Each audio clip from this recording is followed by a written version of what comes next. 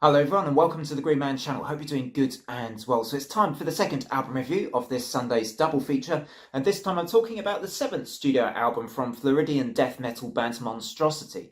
This is their release Screams from Beneath the Surface, which came out on the 13th of March via Metal Blade Records, and the album is 10 tracks and 42 minutes in length.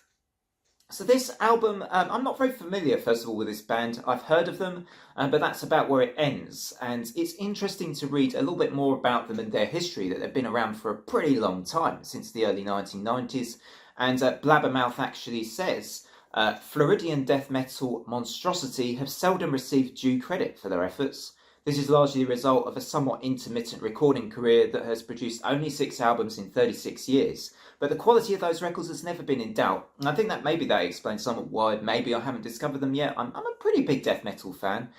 So I was kind of surprised that I haven't in some way come across this band before, or dug into their discography at least, or even listened to their previous album from 2018. It kind of surprised me that I've not dug deeper with Monstrosity before. But I was pretty pretty pleased with what I had heard here. It was really solid. With some technical flourishes here and there as well. I wouldn't say this is technical in the sort of obscure or Beyond Creation or Arcspire kind of technical death metal, but it has technical moments, it has technical flourishes, and really good performances across the board from everyone here. Really love the drumming of Lee Harrison. In fact, Hector Children on a Couch interviewed Lee Harrison pretty recently, so do check that out. I will drop a link to that in the description box, so you can go and watch that maybe after this review and dig a bit deeper into the record and all that's behind it.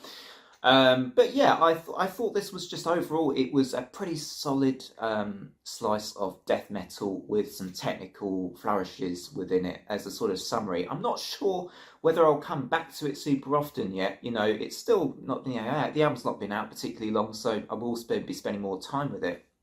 But for me, it struck me as, that they did enough in each song to keep it interesting. But for me, I didn't find like a lot of really, really big standout moments either throughout the record. And I tend to look for those when, an album is more likely to pull me back if it has some really big wow moments on there. This had some really impressive moments, but I'm not sure I was floored too often by what it had to offer either. Let's go into some of the songs on this album. Banished to the Skies is a pretty killer album opener, actually. And this one was probably the closest to making me, really pretty wowed by what the album had to offer. I love that stomping riff that arrives at around the 3-minute mark in particular, and how they then develop that riff as well. And the lead work here is actually fantastic. I think the lead guitar work from Justin Walker, who I understand is a pretty new addition to the band. His guitar work on this album is actually pretty cool. All the stuff he does at the high end of the guitar, I think, is really good.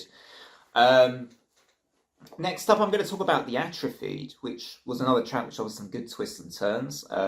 Some various groovy riffage that I really enjoyed listening to. Again, well-executed leads, I thought, by Justin Walker here. The track Spiral, I thought, was quite good. Using the sort of those bending tremolo guitar riffs, a little like you hear from some other death metal bands, particularly more modern, I feel like more modern death metal bands. I thought that was pretty cool. Fortunes Engraved in Blood was actually an early favourite for me. I do really like this song as well. I think this one and the opener have emerged as probably, at the current time, my favourite songs on the record.